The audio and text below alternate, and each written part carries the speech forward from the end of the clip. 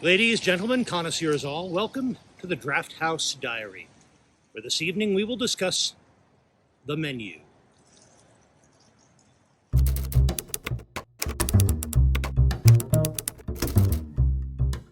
Hi, everybody. It's Saturday, November 19th, 2022, and I've just gotten back from the Alamo Drafthouse Aspen Grove, where I saw The Menu, a new movie by MacLeod, starring Ralph Fiennes, Anya Taylor-Joy, Nicholas Hoult, Hong Chow. Can't forget about Hong Chow. I'll talk more about the performances in a bit, but I'll start off just by letting you know I was looking forward to this movie. It's another one of these movies where I've seen the trailer so many times, having been to the Drafthouse a lot over the last month and a half.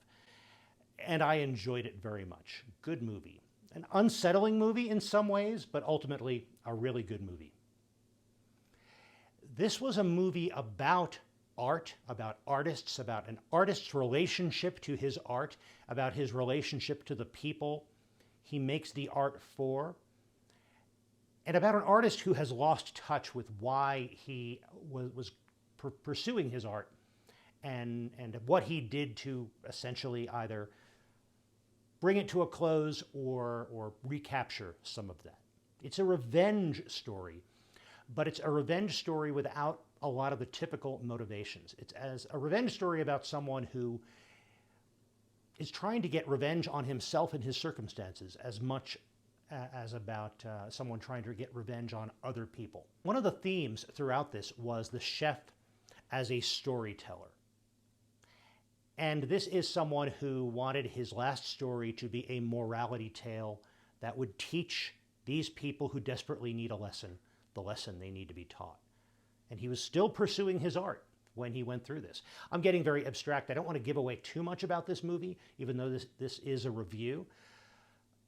Ralph Fiennes plays a chef who has reached the pinnacle of his career, and he is the executive chef at the restaurant named Hawthorne's, which is on a remote island.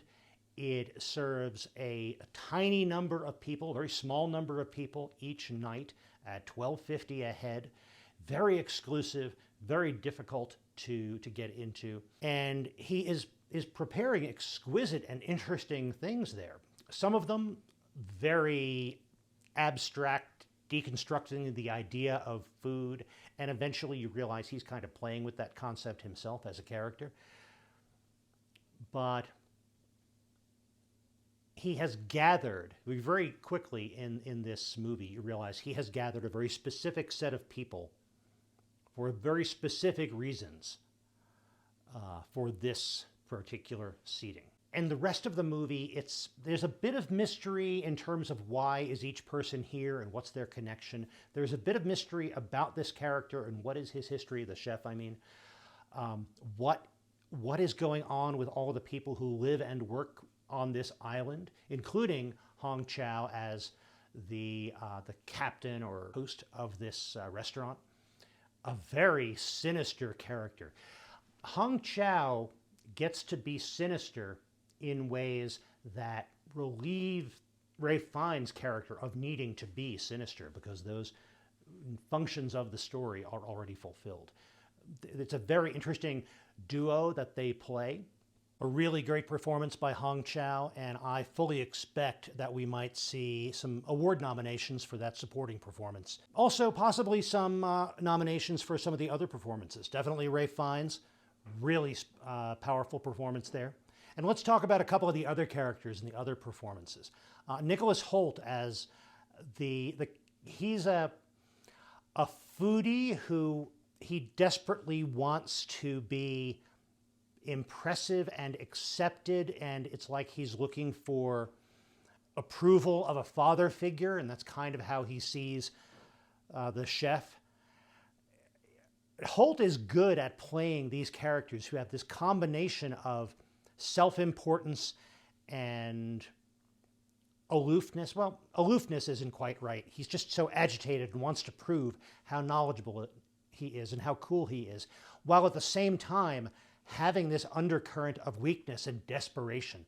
Makes this character more complex than it could have been with a different performance, and I think he did a fantastic job.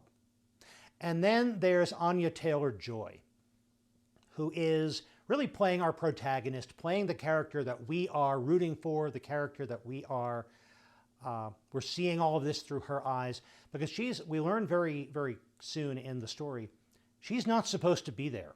She was a replacement for the person who was supposed to be there with Nicholas Hoult's character. And she, therefore, is a wild card who's changing everything, who's upsetting this meticulous plan on the part of the chef for this evening and all that it means to him. And she is a smart character, and we get to see her react and figure out what's going on. And this is something that Anya Taylor-Joy is really good at. She's an actor. We can see her character thinking and figuring things out with just these subtle aspects of her performance. A really terrific performance here. And she's this combination of a very strong presence and a very strong personality in a very slight frame. And it makes this great contrast when she is standing toe-to-toe in scenes with Ralph Fiennes, and can do so because she has that presence and that strength. And the character is written with that kind of strength as well, and we learn a bit about where this character has gotten some of that experience and where this strength comes from. These performances, along with lots of other really good, strong, supporting performances, and they have to be, given how compact this movie is. There's no wasted character. Everything really has to carry its own weight, and they do. It was particularly interesting to see this movie a few days after seeing Tar, because they're both movies about extremely accomplished artists, each in their own field. And in one, it's about the decision, Tar, it's about the decisions that were made by this person who built a career to put her into this position, and what those decisions did to her and how they came back, and the consequences of those decisions and choices and actions she had made. With The Menu, we have a similar character, but it's more about what this, it seems, at least the way it's portrayed, it's less about what this character's decisions have done to him, as it is about what this particular industry, and the industry that's grown up around the art that he once loved, has done to him and to the art, and how he wants to fight back against that. The first trailers for this movie, the teaser trailers, made me think it was more of a horror movie. I wouldn't say that this is a horror movie. It's definitely a thriller. It is a movie that maintains a level of tension throughout, sometimes really extreme tension. It does contain violence. I'd say the pivotal moments, turning points in the story are punctuated by violence. They're not portrayed that, well, I can't say they're not portrayed graphically. They're not relished for the sake of their violence. They're portrayed starkly. They're portrayed briefly. They make their point and they move on. And so they really do serve that tension of the thriller, as opposed to serving to horrify or terrify in terms of a horror movie. This movie also accomplishes something that's hard to do, and that is it maintains this level of tension while at the same exact time being funny. This is a satire. This is a movie that has a point to make about society, a point to make about art, a point to make about certain people's relationships to the things they want to consider important or they want to use as markers of their own importance. And it skewers all of that in a very funny way. The sinister character of Ralph Fiennes, he has a sense of humor, this chef, and he uses it. And he's relishing this opportunity to use that humor to put people in their place, or to make them aware that their sins have not gone unnoticed. And there's other humor in the story in terms of the wit of some of the characters, some really well-written dialogue, the sometimes oblivious reactions of some of the characters to what's going on can be funny. But most of the humor comes from the chef, the character that Fiennes is playing. And to make a movie where it's not, well, there's tension and then it's relieved by humor, and then there's another build of tension and then that's relieved by humor. That's not what's happening here. What's happening here is the tension is still there. The tension is still there, and it's high, and it's maintained, and yet there's this counterpoint of humor at the same exact time. It's very well constructed. And one of the ways they were able to do this is that the movie is very constrained, with a few exceptions, the introduction and a few exceptions throughout. The entire movie takes place in this dining room and open kitchen in this remote restaurant. So it has almost that kind of Hitchcockian claustrophobia. And they use those constraints, they use that closed-in feeling. Also a feeling of layers. There's this building, there's the restaurant, but there's also the island, which might provide some kind of respite, and that factors into the story. But then it's an island. Where are you going to go, even if you escape from this building?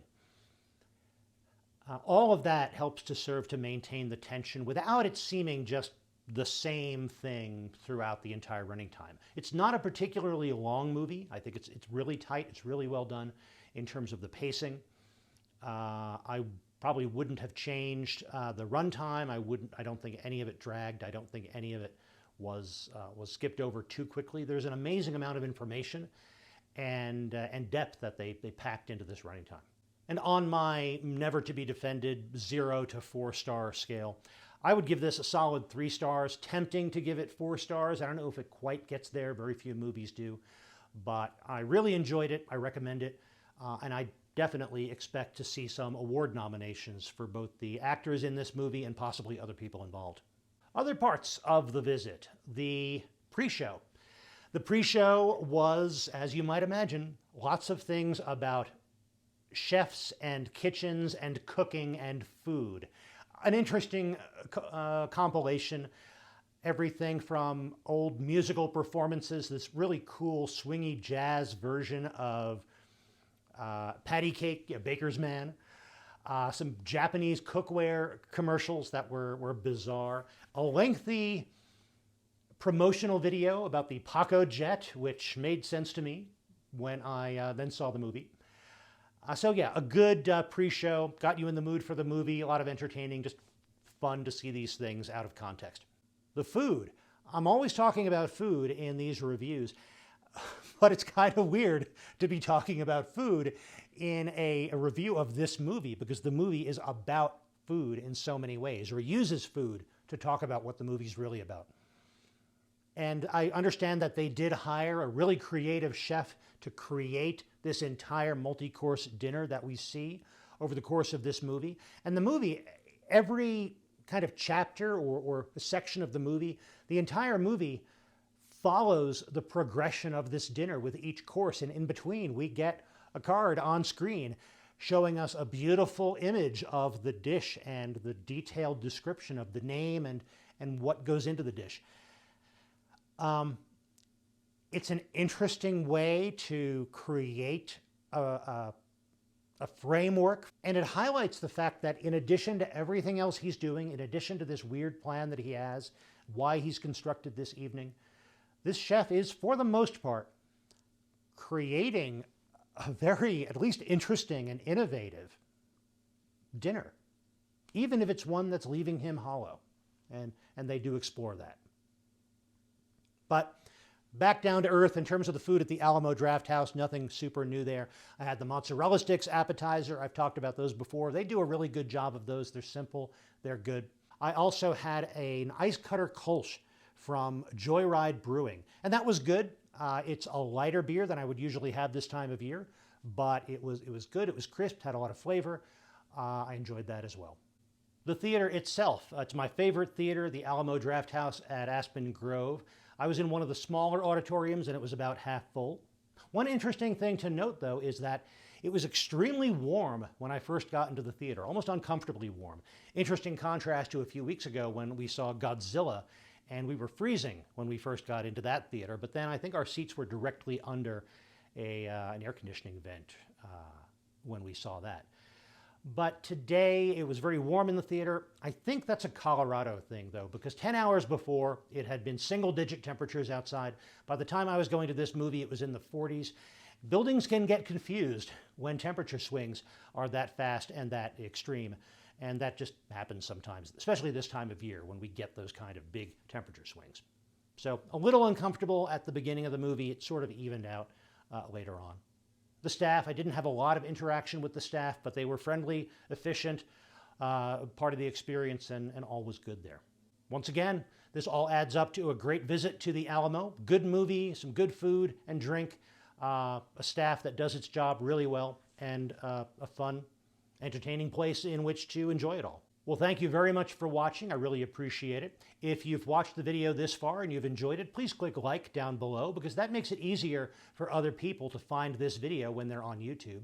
And if you want more Drafthouse Diaries, please go ahead and click subscribe down below as well. I'll be back with more reviews of movies and movie theater visits. And in the meantime, enjoy your movies, and when you do, stay till the end of the credits.